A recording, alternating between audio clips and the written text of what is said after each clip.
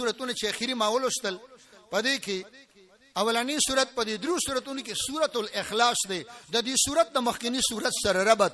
مخکینی سورت کې د نبی کریم صلی الله علیه وسلم د تر ابو لهب او د پیغمبر علی السلام د چاچی چې د عربو خسته خزوه د دې دواړو د تباهی ذکر دی. اول دی د آقا مخالفت یې کړی دی، د آقا د راوړي دین مخالفت یې کړی دی، د حق مخالف ولاړ دی او کبر شته وي. کبر دې ته ویل شي چې سړی د حق مقابل ودرېږي، د حق مقابل مودرېږي. الله د پاره رجوع ال الله کې قران تراشه حدیث تراشه څوک چې د حق مقابل ولاړ دی اتبا شوی دی کناری نه دی که زنانه ده. د دې صورت مبارک خلاصه مفسرین دا پیش کوي څوک چې د حق مخالف ولاړ دی که خپل دی او که پردی دی تبا شوی دی، او څوک چې د حق مخالف ولاړ دی که نواب دی او که غریب دی که ناری نه دی او که زنانه تبا کیږي. راشه الله د پاره په صدق دل توبه وباسه. نور به د حق مخالف نو درېږم، د علماء حق مخالفت منه کوم. الله دې مونږ او تاسو د علماء د مخالفت نه بچ کی، الله دې مونږ او تاسو د علماء د عداوت نه بچ کی. من عاد لي وليا فقد اذنته بالحرب. څوک چې زما د دوستانو سره دشمنی کوي الله وی غي سره زما اعلان جنگ دی، جنگ یعنی الله وی زه تبا کوم. الله دې مونږ او تاسو تباهی نه بچ کی. داو د سوره اخلاص د مخکنی سورت مبارک سره ربط چې د آقا د راوړي توحید مخالفت د آقا شکت تر ابو لهب کړی دی. ابو لهب هغه بدبخت انسان چې دی ابو لهب تشویلی شو. ابو لهب ولی نوم عبد العزا دی لیکن ورته ویلی شي ابو لهب. دومره حسینو دومره خستو چې د دې مخ نه بیرنا خطرنا. زمونږ د دین کتابونه لیکي چې ابو لهب دومره حسینو چې پتیاره کې به د مخ کارېده، دا پته به لګېده چې دا ابو لهب دی د لمبو پلار. لیکن هغه ابو لهب الله پرشتیانو د لمبو پلار کو او د جهنم خشاک وګرځید.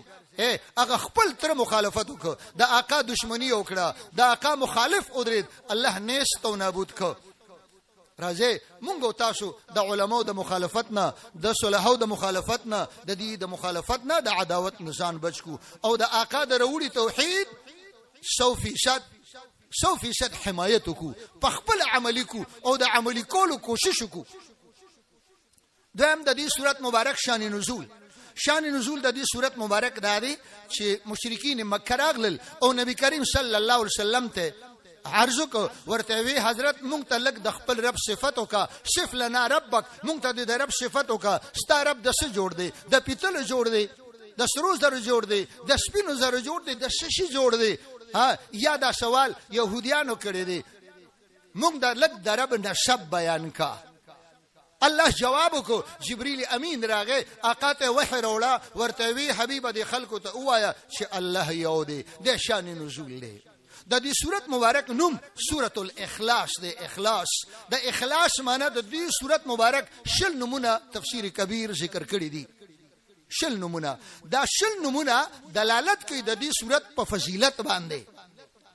کثرت د اسماء دلالت کوي په فضیلت د دې سورت باندې. دغه مثال تاسو لدرکم یو شړی وي دا ډیر خپل عالم دی او نوم واخلی فلانی خپل عالم، دا خپل نوم یو شو، دا عالم دی بل نوم شو، دا شاعر دی بل نوم شو، دا کاتب دی بل نوم شو، دا بهترین عمل کون کې دا د بل صفت شو. لہذا دا د نمونو ډیروالی دلالت د په فضیلت باندې کوي. نو د دې صورت دا ډیر نمونه دلالت د دې صورت په فضیلت باندې کوي. یو څو د فضایل نستاسو مخه تقدم راځي مونږ له الله د عمل کولو توفیق راکړي.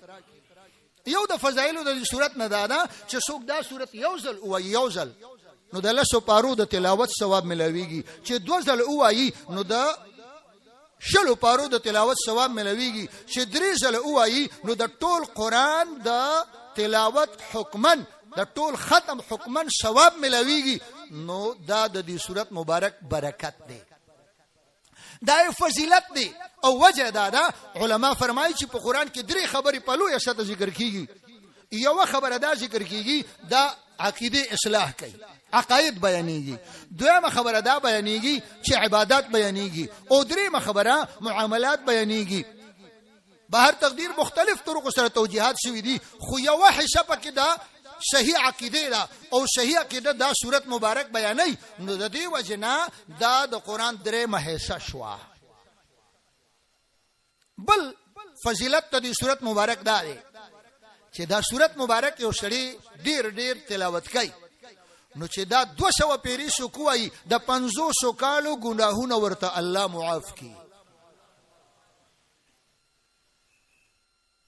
لس پیری چې څوک وایي نو جنت کې ول یو بنگله تیار شي، چې شل پیری وایي نو 2 بنگلې تیار شي، او چې ډیر شکارته وایي نو 3 بنگلې تیار شي. حضرت عمر فاروق رضی الله تعالی عنہ عرض کوي وی آقا زمون خو په جنت کې ډېری بنگلې وي. د دواړو جهانو سردار ورته و فرمایل د الله رحمت د دینم زیات فراخ دي، څومره ډېر وي دومره ډېری بنگلې وي ښا. او د جنت یو بنگله د تمام دنیا داغي قیمت نشي برابرولې.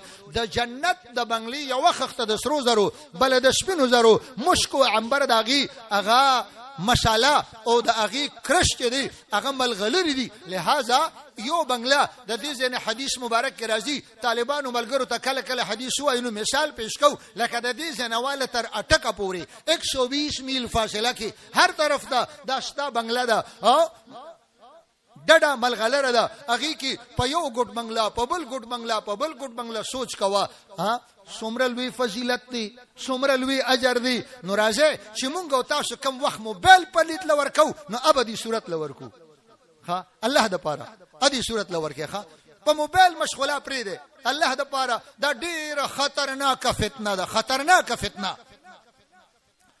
بل یو صحابي راغی حدیث پاک کې راځي آقا ته عرض کوي حضرت ډیر غریب ما صحابه د دنیا مطالبه نه کولی هغه د آخرت سوچو خو معلومه کې دا غربت ډیر زیاتو. نو آقا صلی الله علیه وسلم ورته وی چې کور ته زینو سلام کوا کور ته زینو سلام کوا. سلام خو درځي کنه ها دا زمونږ سلام ګوره غلط دی ها السلام علیکم السلام علیکم. چې کوم زیات مالدار سړي وي خفقي غرونه ما نو السلام علیکم جی السلام علیکم ها. نو زمونږ د مولیان سادهګان دا خلک دي نو دی وعلیکم السلام ورحمت الله وبرکاته الله اکبر. هغه د تخیری کړو تو ورته دعا کې نه نه هغه جواب ورکړه دغه مناسب صرف ورته وعلیکم. او دا حدیث مبارک دی ښا يهوديانو وفد راغه آقا صلی الله علیه وسلم ته السلام علیکم. عائشہ بی ورد الغششه الفاظ خو زمادي خو مقصد ایدو وعليكم السلام والجزام والبرش پتا شو د خدای لعنتی. پیغمبر علیه الصلاۃ والسلام عائشہ بی توی ارفقی عائشہ نرمی کا نرمی.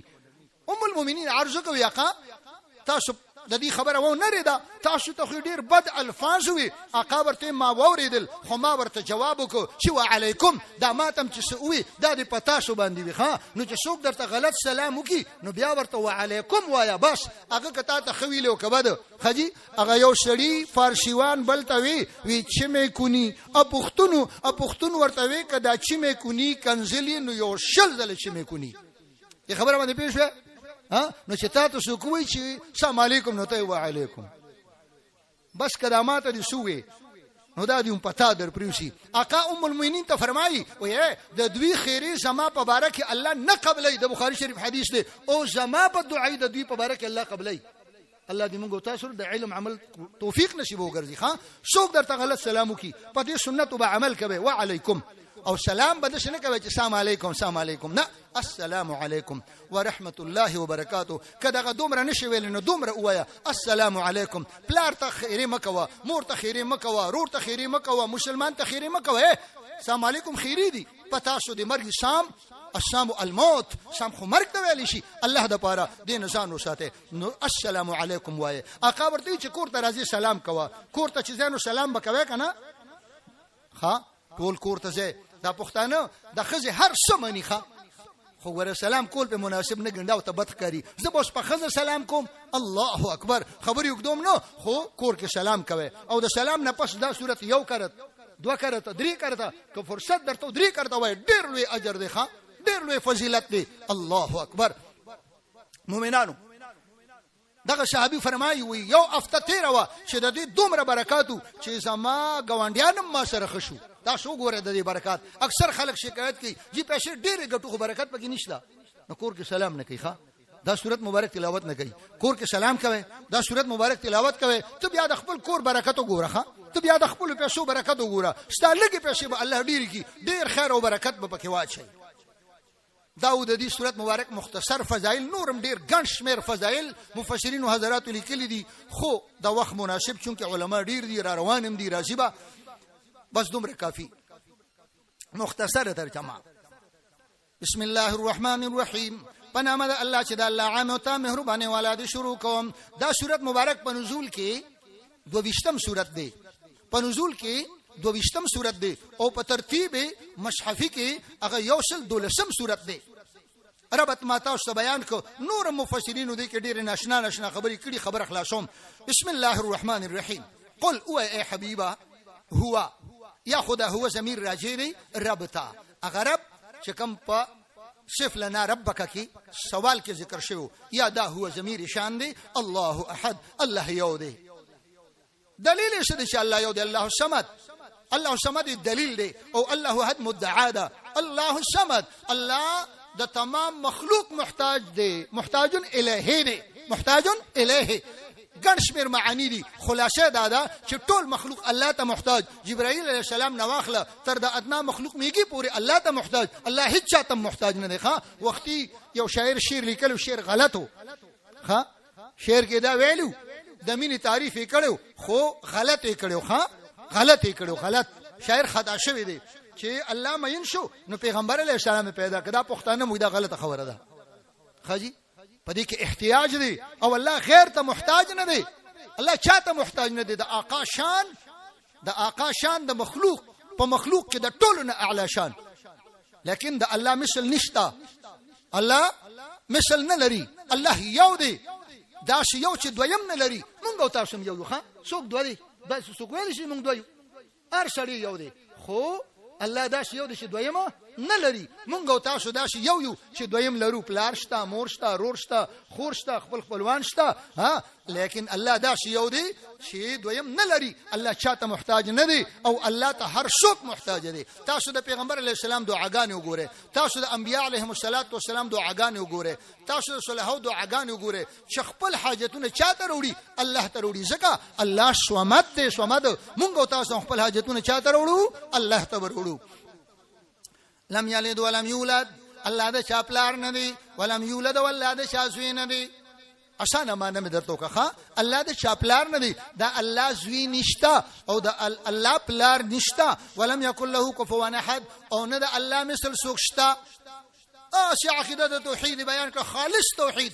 دا عقیده دی ولرله الله به جهنم نه بچ کی الله بدل نجات درکې دا عقیده د توحید دا به تخلاصي د جهنم نه دا به تخلاصي د ذلت نه دا به تخلاصي د احتیاج للغیر نه دا که خپل حاجتونه الله ته وړل حدیث مبارک کې راځي د دواړو جهانو سردار فرمایي وایي که څوک ټول غمونه یو غم وګرځي ټول غمونه یو غم وګرځي الله پاک به د دنیا د ټولو غمونو نه به فکر کی او چې څوک د دین غم پریږي او د دنیا په فکر پسې لګیا شي نو بیا چې په کومه کنده کې سرش لګیا وي مرګ چې په کومه کنده کې راغلی وي الله دې موږ تاسو لا دغه نجات راکړي الله اکبر خلاصه د ټول صورت دار وته چې لا اله الا الله محمد رسول الله په قول کې اثبات د رسالت دی او دا جواب دی هر ځای کې چې قول ذکر شي نو دا جواب د سوالی لہذا مشرکانو ته يهوديانو ته د دنیا يهودو نشوارو ته ټولو ته جواب شو الله لره شریک نشتا نه په ذات کې نه په صفات کې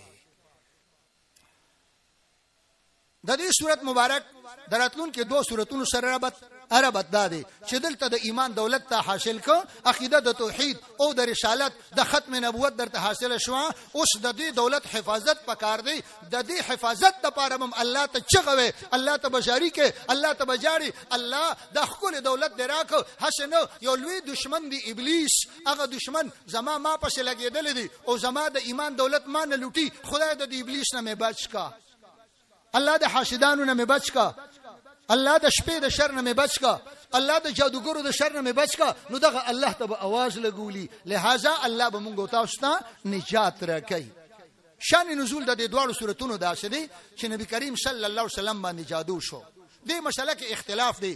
سورۃ اخلاص اتفاقا مکی سورۃ دی، لیکن سورۃ فلق او ناس کې اختلاف دی، مکی سورۃ دی یا مدنی سورۃ دی. په دې کې د مفسرین اختلاف دی، لیکن تطبیق دا څه کېدای شي چې دا سورتونه مبارک نازل شوی مکه کې دي، مکی سورتونه دي، لیکن علاج خود له شوی مدینه منوره کې دي. نو په اعتبار د نزول مکی او په اعتبار د علاج مدني، لہذا د دې وجنه کم مفسرین چې وای دا مدني دي، نو وجه دا وای چې جادو په پیغمبر علیه الصلاۃ والسلام په مکه معظمه کې نو شوی، دا په مدینه منوره کې شو. د دواړو جهانو سردار باندې جادو شو، د جادو تور د دوه سورتونه د دواړو جهانو سردار ته علاج خود له شو. نبی کریم صلی الله علیه وسلم الله اکبر الله اکبر. ام المؤمنین حضرت عائشہ رضی الله تعالی عنها هغه بیبی دا د آقا صلی الله علیه وسلم، د آقا صلی الله علیه وسلم هغه بیبی دا جی په الله یقینو کې چې په یو لحاف کې د نبی کریم صلی الله علیه وسلم سره په پیغمبر اسلام د وحی نزول شروع کیږي. دا د ام المؤمنین اعزاز دی.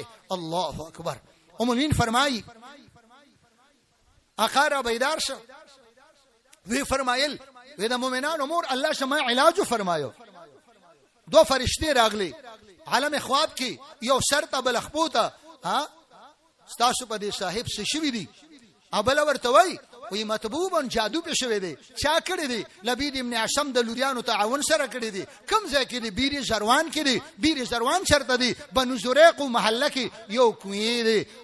حدیث مبارک کې راځي آقا را بیدار شو او دا خبره بیبي مبارک ته وکړه او آقا صلی الله علیه وسلم راغی، صحابه کرام ورسره دي او حضرت جبرئیل علیه السلام هم تشریف راوړو. جبرائیل علیه السلام حضرت علی صاحب زبیر صاحب دغه هغه د جادو اشیاء راواغستل. د پیغمبر اسلام د ګیره مبارکي وخته د کجوري خوشا ماته ګومنس څوک ورته منګز وای او د پیغمبر علیه الصلاۃ والسلام جسد اطهر دا د مو په شکل کې جوړ کړو، ستنې پکې ور کړې وي او غوټې ولا ور کړې وي. هغه دا سورۃ مبارک لستو جبرائیل علیه السلام یو غوټه برانستا دا آیت وی یو آیت یو لس غوټه وی یو لسوانه کولو شوی. د پیغمبر علیه الصلاۃ والسلام بدن مبارک دا شکلو شو لکه یو شی تړلی کولو شي برانستی شي، تکلیف ختم شو. آقا صلی الله علیه وسلم حضرت مفتی صاحب نور الله مرقده چې زمونږ د تمام علماء بالذات یا بالواسطه استاد دی، حضرت مفتی صاحب نور الله مرقده چې د خپل دور امام ابو حنیفه، د خپل دور امام بخاری، تاسو په الله یقینو کې د لیدو د نه لیدو ډېر لوی فرق دی. موږ چې خپل استاد په تصور کې راولو، د هغه کیفیت وګورو، د هغه حشاش بشاش کېدل وګورو، د هغه خاموشي وګورو، نو بالکل یو عجیبه کیفیت په موږ تاری شي. او دا د حضرت د هر شاګرد او هر مرید حال دی. د ډېر لوی علم خاوند، د ډېر لوی تقوا خاوند، د ډېر لوی ورع او بزرګۍ خاوند او خاموش سمندر. مفتی غلام الرحمن شبیو کتاب لیکلی دی روشن چراغ، نو په هغه کې د حضرت صفات د هر استاد په عجیبه انداز صفات کړي دي. او حضرت ته ویلي وي د پښتنو شاه اشرف علي تانوي رحمت الله علیه، د پښتنو حکیم الامت هغه مفتی محمد فرید نور الله مرقده، دا حقیقت دی جی. هغه به فرمایل وی هغه د جادو اشیاء پیغمبر شاه واپس دغه ګټ لاندې کې خودل. دا ګټ چرته نو دا ګټ دوه خبري علما ذکر کوي، یا خدا ګټ د دې دغه د پاسه چې هغه او به روخ کلی نو ګټ به کې خودلیو، لیکن دا ګټ لاندې وخه دا غټ کویو دا ارټ کوی دې کې بیلان د ګټ کې خودلیو، دا وب به کم شوي نو بیا به یو کس ورکوشو او په دغه ګټ بکیناس او مشک به د اوخ د چمړي جوړ مشک به ډکاو، نو دا د شهر آلات دغه کانی لاندې کې خودلیو. حدیث مبارک راځي د دې کوی او به داسې سری شوی وي لکه د نکریزو او بچي. دا د جادو د اثر د وجنه پیغمبر صلی الله علیه وسلم بدن مبارک کولو شو، دا یې واپس دلته ولې کې خودل. د دې فلسفه حضرت دا بیانوله وې د ځکه کې خودل چې دا طریقه سوکس دنه کی، دا چل سوکس دنه کی. بعض خلک راشي زموږ په کور کې تعویذ راوته دي، الکه ډنډوره شلوي تعویذ راواله کولاو کا او بو کې واچو ختم کا چې د هغه اثرات ختم شي. چاته مو وایا که کوم مخالف کړي اب په دې تمه چې تعویذ پروت دی وسر بکی او او ته به د دې غم نه به خدای خلاص کی. لہذا د دینه ځان بچ ساته او دا علاج دی. دا دو سورتونه حدیث مبارک کې راځي چې کله نه دواړو جهانو سردار ته دا علاج او خو دې شو. نبی کریم صلی الله علیه وسلم په دواړو لاسونو مبارک او شف کړل، درې کرته به اولستل، په لاسونو به شف کړل، په ټول بدن مبارک به لاسونه وګرځول. حدیث مبارک دی د دواړو جهانو سردار بیبي مبارکه زمونږ استاد مور د تمام امت مور، الله اکبر، ام المؤمنین حضرت عائشه صدیقه رضی الله تعالی عنها، هغه بیبي چې د چا په پاکوالي کې د قران اتلس آیتونه مبارک الله د عرش برین نه را لېږلي دي، لوی اعزاز دی، دا بل چاته نه دی حاصل. الله اکبر. هغه بیبي فرمایي چې پیغمبر صلی الله علیه وسلم مرض وفات کیو، بهوشي بتواری شو، ما به د سورتونه اولستل او د آقا په لاسونو مبارکو به مې شوف کړل او د آقا صلی الله علیه وسلم لاسونو مبارک به مې د پیغمبر صلی الله په بدن مبارک او ګرځول. وجه دا و چې د پیغمبر خدا صلی الله علیه وسلم په لاسونو مبارکو کې کم برکت او زما په لاسونو کې نو. الله د پاره د شپې چې ودکېږي په موبایل مو دکېږي، په ټنګ ټنګ مو دکېږي، چې ودکېږي نو د قران صحیح حصہ چې درته دغه تلاوت کوه. حدیث مبارک کې راځي الحمد وایي، الف لام میم د هم المفلحون پورې، آیت الکرسی وایي او د سوره بقره اخیری دوا آیتونه کټوله رکو دی ډیره خبره ده، او دا درې سورتونه قل والله احد فلق او ناس دا وایي درې کرته، او بیا خپل کور کې شفقه تا سره ستا ګوانډیان خو یقین سره عزم سره جزم سره ان شاء الله ته بیا د دې برکات وګوره. دا د دې سورۃ مبارک شان نزول مختصره ترجمه او تشریح کوم. الله دې توفیق نصیب وګرځي د علم او عمل دواړو او عمل سره د اخلاص. بسم الله الرحمن الرحیم. دا سورۃ مبارک د سورۃ الفلق. بسم الله الرحمن الرحیم. پنامه د الله چې د الله عام او مهرباني والا دې شروع کوم. قل او ای حبیبا اعوذ پنانشم برب الفلق، پنانشم پرب د سبا. مستعذ به یو ذکر شو، پکم ذات چې پنانش یو صفت ذکر کو. شرونه دنیاوی دي، درې شرونو د پاره د الله یو صفت ذکر کیږي. قل اعوذ برب الفلق، د شنه پنانشم من شر ما خلق، د شر د مخلوقنا، د شر د مخلوقنا. دیکھئے دا اوبه پرتی دي، د اوبو د شر نه پنانشم. شایدا د شاو د شر نه پناه نشم. ستا څومره چې دی په دنیا کې د ټولو د شر نه پناه پکې راغله. بعضې وخت کې ته چوس کې طبیعت دې په خراب شي، بعضې وخت کې قیمتي خوراکو کې طبیعت دې په خراب شي. نو دا صورت دی وی الله ما دا مخلوق د شر نه بچ کا. مخلوق کې خپل راغې، پردي راغې، نیک راغې، بد راغې، لهذا د تمام شرونو نه. لیکن اوس دا درې شرونه دي ته وي تخصیص بعد التعمیم. تعمیم شو، اوس تخصیص کوي. من شر غاسق اذا وقب، د شر د شپې نه اذا وقب، هر کله چې دا شپه ختیار شي. ډېر ترجمه پکې مفسرینو کړي دي، مختصر ترجمه چې فایده مونږ تاسو ته وشي.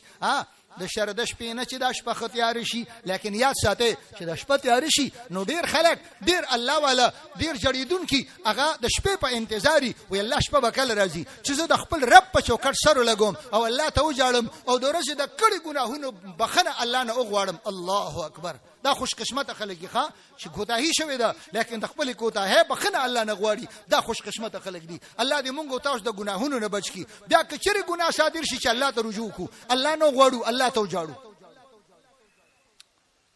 نو شپه نکره ذکر کړه.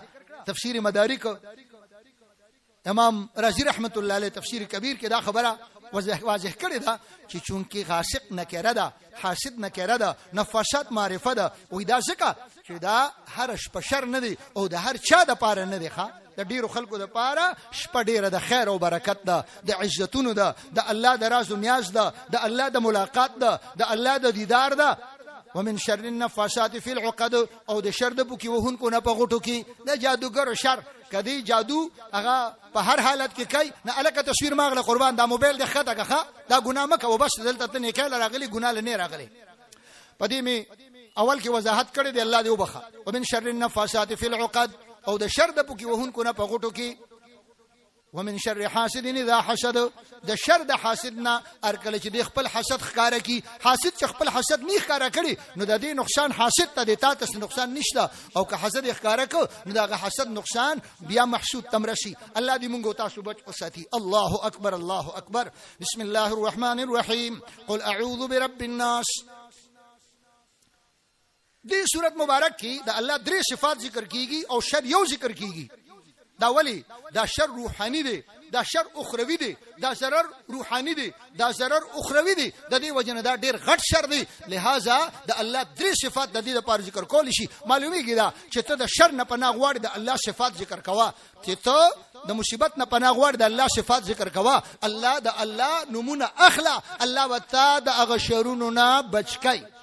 قل او ای حبیبا اعوذ برب الناس، پناه نسم پر رب د خلقو، ملک الناس په بادشاہ د خلقو، اله الناس په معبود د خلقو، من شر الوسواس الخناس، د شر د وسوسه چونکینا هغه مقشناس دشمن چې د الله ذکر شروع شي نو پشا کیدونکینا خناس د موقع مناسب کارو کې رسو شي. الذي يوسوس في صدور الناس، هغه چې وسوسه چی په شنو د خلقو کې، من الجنه والناس، د پیریانو او د انسانانو نه.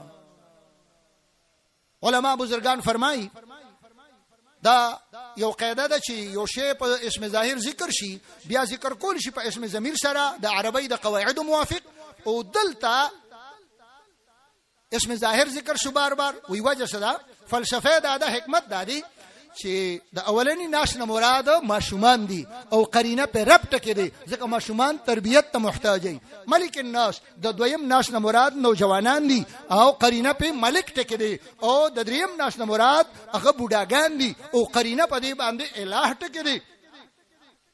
الذي يوسوس في صدور الناس، د سلورم ناس نه مراد نیکان صالحان دي، ځکه قرینه په يوسوس في صدور دا قرینه په دې باندې وسوسه شیطان خبيث نیکانو ته اچي. من الجنه والناس، او د پنځم ناس نه مراد شریر خلق دي. الله دې موږ تاسو ته نجات نصیب وګرځي. دا ولی ماشومان تربیت ته محتاجي. خبري مختصر کومه، تربیت ته محتاج. دویم کله چې یو سړی زلمی شي، تاسو ګوره دي حالات ته د نوجوان یو خپل دنیاوي هغه ته نور څوک سنخ کاری، دا بوډاګان ورته دغه شي دی ویږي مونږ بازوانان یو ټول عمر نه جی نه پتا به بوډاوالي راځي. یو بابا په لار روانو، یو نوجوان ورته بابا لینده د پوشاک صداغه د املار کګه شوی و، ای بابا لینده د پوشاک استه نه بابا ورته شوی. مشران خوري روخياري د زمانه سپېړ والی، ای بچي ک الله جندر کو ژوندې به کنه نو بیا دا مفتو کې ملويږي. خو چې دا به نصیب هم شو کنه، دا سپینه ګیره نصیب کېدل دا په ډېر لوی قسمت دی. نن خدا سي اکسیډنټ شو چاويشته او بو یوړو بل آفت الله اکبر، دا ګیره سپینه نصیب کېدل دا د الله ډیر لوی کرم دی. او بیا حدیث مبارک کې راځي چې د یو انسان عمر اوږد دی، عمل خپل دی، دا خپل انسان دی. او چې عمل خراب دی او عمر اوږد دی، عمل بد دی، دا خراب انسان دی. الله دې موږ تاسو دې نه بچو ساتي. الله دې موږ تاسو د عافیت اوږده ژوندۍ نصیب کړي او د خپل عمل سره عمل دې الله د اخلاص نډکی، اخلاص دې الله به خطر کی. ځوانانو د تکبر نه ځان ساتي، د نشي نه ځان ساتي، د پلار خبره په ځان بد عمل لګوي، د استاد خبره په ځان بد عمل لګوي، د مشر خبره په ځان بد عمل لګوي. دا خبره ستاسو د خیر د پاره ده. نن کته ته پلار غوسه شو، باز بدبخت خلک هغه اخبار چې ګوري میډیا نه خبريږي نو تاسو به وای پلانې ځکه پلار زوی ته خبرې وکړي، زوی سانو وشته خودکشي وکړه، خسرت دنیا او آخرت، تباہ برباد. د پلار خبره پتا بدلږي، حرامي دا حرامي بچي دی، رزل بچي دی. الله دې موږ تاسو ته داسې اولاد نم پناه راکړي چې کم بچي د پلار په خبره، کم شاګرد د استاد په خبره خپګي، دې شاګرد نه بسړی نه جوړيږي چې دې شاګرد ته استاد یو خبره ستغو کی، دوه ورته کی درې، او دې پغه خوشاله شي، په دې زړه په دې دماغو کې ځای ورکی چې والله دا سړی په ما خپګي. یو خبره تاسو ته د خپل شیخ او الحمدلله چې د پښتنو په شوبه کې بدا شیخ ذکر وشو، هغه ته مراد مولانا حضرت شیخ علامه سویم چې صفات بیان کوم خلن بتاستویم حضرت شیخ الحدیث مولانا عبدالحق رحمه الله رحمتا واسعه. زما د یوې ورځې استاد خو په دې ځل کې چې څومره قدر دی احترام دی، الله اکبر، صرف پس نټاشي کې زما حقانیه کې دوره وا. الله دغه سعادت را نصیب کو، شهادت راغې د مرش په حالت کې او مونږ ته اتصال د سندو کو، رومبانه درس د حدیث مونږ ته راکو. او حضرت شیخ صاحب تشریف فرما دی، دلته به نور علما وي چې هغه د حضرت نه ډیر سبقونه ویل دي او ډیر سعادت حاصل کړي دي. مونږ په دغه یو غنټه سبق باندې دومره خوشاله لکه چې ټول عمر ور سره تیر کړي.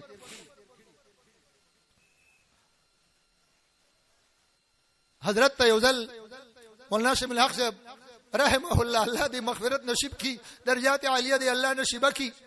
صدر صاحب یو بل هستی وا د حضرت شیخ صاحب خاص استاد او ډیر خدمت یې کړی دي، او د حضرت ټول څه دي دا غوی د قول مناسب او د وینا مناسب چې دا د صدر صاحب دعاګانې دي، دا حقیقت دی جی. حضرت د خپل خپل وینا ده. نو صدر صاحب مزاج نه تریخ شړی ډیر، او په بیکار خبر به غوسه ډیره ورتله. نو یو ځل مولانا سیم الحق صاحب او مولانا الحق صاحب دواړه، مولانا الحق صاحب انوار الحق دامت برکاتهم، الله دې جون کې ډیر خیر او برکت واچي. حالن د مدرسې مهتمم د ډیر لوی شخصیت دی دی کشرانو. نو صدر صاحب اوهل، صدر صاحب اوهل، الله اکبر. او بعض خلک خدا شي مولانا صاحب ته د شکایت په شکل کې چا ذکر وکړو، وی صدر صاحب خو غوړه ډیر سخت وال. مولانا صاحب الله حمد وی شکریا ادا کړه، خوشاله شو. وی ما وی چې دا سمیع الحق او انوار الحق دا به علما نشي، خو شکر دی چې د صدر صاحب غونډه خلک شته او لاس ور باندې پروت دی. نو دا امید لرم چې خدای به علما کی. نن مونږ او تاسو زمونږ شاګرد هغه د استاد په سپېړه خپه شي، ا د استاد په خبره خپه شي، دا نه به مولا څنګه جوړیږي. زه خو هم چې استاد په الله یقین کوي. زمونږ یو استاد حضرت پیجن حافظ سعید الزمان، یقینا سعید الزمانو، یقینا الله دې غریق رحمت کی. په یو مخه کې پس خبره وړه غونډه خبره وغوسه شو، په الله یقین کوي دومره بدر دی وې. هو د یو مرګري د زمکه غ خطه د پښتنو په اصطلاح د یو مرګري غ نه خطه، او دا یقین دی چې هغه خبرې مونږ دا شي په مینه قبول کړي چې دا زمونږ د شیخ او زمونږ د استاد او زمونږ د مربي د خلی هغه ستغه خبرې دي، څنګه چې به صحابه کرامو د پیغمبر اسلام خبرې خوخولي، دا نن د هغه برکات دي. مونږ باندې الحمدلله چرته د استاد خبره تر خنه ده لګیدلې، د استاد خبره بد نه ده لګیدلې، چرته د پلار خبره، چرته د رور خبره. زما مشر رور دی وشم ما ته دا شی بدرت کله کله وای، زه په شړش نه برداشت کوم الحمدلله، ځکه د مشرور حق د پلار په شان دی وی. لہذا تاسو د خپل استاد د خپل مربي خبره هغه په خند پېښانه سره قبلوي او د اخرت او د دنیا د خیر ذریعہ غنه، الله به خیر درکړي. نو الله بادشاہ د خلکو دی، زه ته ګوره د یو ذات د قدرت د تحت یو ښا، زه ته یو ذات د قدرت د تحت دلاندې یو. لہذا مونږ تاسو بلوي نه کو، تکبر باندې کو، بے ادبی باندې کو، ګستاخی باندې کو. او بډاګان چې د شپېتو نه وړو بیا هم د الله عبادت نه کوي، نو ظلم نه کوي. ها لہذا تسبیح والے ذکر شروع کې د دنیا خبرې پرې ده، د دنیا خبرې دنیا سره پاتې دي. ادا نوجوانانو الله مهرباني وکړه، بوډا یک سپینګری کې وخت درکو، الله ته رجوع وکړه. راځي نور د الله د رجوع وخت دی، ور حالات انتهایی نازک دي. الله دې زموږ استاد سبحان رحم وکړي. او زموږ یو دشمن دی ابلیس دی، زموږ استاد بابا دشمن د آدم علی السلام تاریخ لیکي، مفسرین لیکي آدم علی السلام جسد حضرت تیار شو، ابلیس علیه اللعنه قتل چې دا نورانی مخلوق لګیا دی او د خدمت کوي، د خدمت کوي. لہذا د دې خدمت په حواله باندې دا څوکلي شخصیت دی. وې زمانه بلوي نه او که زمانه لوي نه منم، او که زمانه خطو نوم به ور سره په هاشم خان وردن نشو پکې. وې دا ډډ د کار پکې کیږي، دا هغه وخت نه حسد خو نو دا زموسته ازلی دشمن دی. د پلار نیکه د دشمن سره خلک دشمنی کوي خو نو راځي د ابلیس سره دشمنی وکي او نور د ابلیس ممنه خو. دا مونږ تاسو اکثر ګناهونه کې اخته د دې بدبخت د لاسه الله دې مونږ تاسو بچ او ساتي. الذي يوسوس في صدور الناس، هغه چې وسوسه چي پسینو د نیکانو د صالحانو د بزرګانو د پاکانو کې من الجنه والناس. دا د پیریانو نه کې انسانانو نه، د انسانانو دا ډېر لوی حرامي، انسانانو شیطان دا ډېر لوی حرامي ښا. روز سره د شر راغې دی براشي په کټ کې په کور کې بدر سره کینی راغلی ما سو خبر شم داسې چللی هر خدمت ته تیارم، خوشون کې کله دي نوم بناخلی نو دنه بزن په سبب دته بسخت خبره کې چې نن په دې سوچرالي ازما رور دی د ترزوی مې دی خپل مې دی بیا د پاره دا خبرونه کې نو بچ بشي دي او کې نه دي په یو قانون امر به دي تارو کوي او ستا غرورم ختمي. لہذا د نمزان ساته او د پیریانو د شیطان د پاره اعوذ بالله وای اعوذ بالله من الشیطان الرجیم. الله بم بچکی د دې سورۃ مبارک د اول سره ربط اول کې مونږ ویلو الحمدلله رب العالمین، دلته مونږ یقول اعوذ برب الناس، دا زموږ کابر لیکلي ځان نرته نوم ملک الناس، الته مونږ ویلو مالک یوم الدین. ربط وګوره د اول او د اخر مناسبت وګوره، الته مونږ ویلو مالک یوم الدین، دلته الله ملک الناس، دا د اول او د اخر ربط دی. الته مونږ ویلو ایاک نعبد او دلته الاله الناس، الته مونږ ویلو ایاک نستعين، الله ستانه مدد غواړم، د شیطان نه مې بچ کا، د يهوديانو نه مې بچ کا، د نسوارو نه مې بچ کا، الله د هر دشمن نه مې بچ کا. دلته مونږ وای من شر الوسواس الخناس الذي يوسوس في صدور الناس من الجنه والناس. د قران شروع شوی و په بعد بسم الله الرحمن الرحیم ختم راغی په سین د والناس باندې. لہذا د دې مجموعه شو بس. او څنګه چې پښتو کې مونږ وای بس کافی دی، نو عربی کې هم بس معنا کافی دی. لہذا دا قران زموستا د هدایت لپاره، زموستا د رڼا لپاره، زموستا هغه د دنیا او د آخرت د کامیابی لپاره کافی دی. راځي چې د قران سره نږدې شو. هاذا واخر